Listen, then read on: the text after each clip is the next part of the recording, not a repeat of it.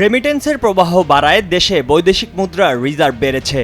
মঙ্গলবার বাংলাদেশ ব্যাংক জানায় রিজার্ভের পতন থামানো গেছে।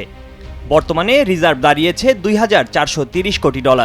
এর আগে 12 সেপ্টেম্বর কেন্দ্রীয় ব্যাংকের এক প্রতিবেদনে জানানো হয়, আন্তর্জাতিক মুদ্রা তহবিল IMF এর হিসাব পদ্ধতিতে দেশের বৈদেশিক মুদ্রার মজুদ বা রিজার্ভ $1,944 কোটি।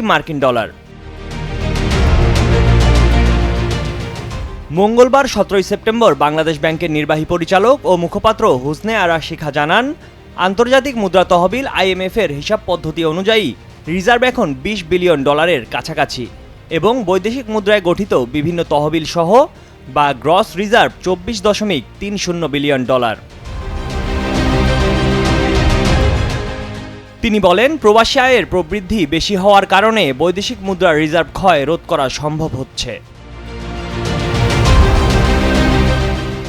কেন্দ্রীয় ব্যাংকের মুখপাত্র বলেন, 2022-23 অর্থবছরের চেয়ে 2023-24 অর্থবছরে প্রায় 60% প্রবৃদ্ধি হয়েছে, আর চলতি বছরের জুলাইয়ের চেয়ে আগস্টে প্রবৃদ্ধি হয়েছে 90%। মুখপাত্র জানান, আন্তঃব্যাংকিং ফরেন এক্সচেঞ্জ সক্রিয় করা হয়েছে। এখন ব্যাংকগুলো নিজেরা কেনাবেচা করতে পারছে। এক্ষেত্রে ডলারের দাম বাজার ভিত্তিক করা হয়েছে। ডলারের দাম এখন 118 থেকে 120 টাকার বেশি হবে না, আর খোলা বাজারে ডলারের দাম ব্যাংকিং চ্যানেলের চেয়ে 1% বেশি হতে পারবে না। অন্তঃব্যাংক লেনদেন সক্রিয় থাকার কারণে ফরেন এক্সচেঞ্জ স্থিতিশীল থাকবে বলেও জানান মুখপাত্র। চলতি সেপ্টেম্বর মাসের প্রথম 14 দিনে দেশে বৈধ পথে ব্যাংকিং চ্যানেলে 116 কোটি 72 লাখ মার্কিন ডলার রেমিটেন্স পাঠিয়েছেন প্রবাসীরা।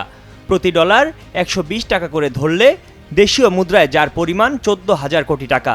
সেপ্টেম্বরের প্রথম 7 দিনে রেমিটেন্স এসেছিল 58 কোটি 45 লাখ 40 হাজার ডলার।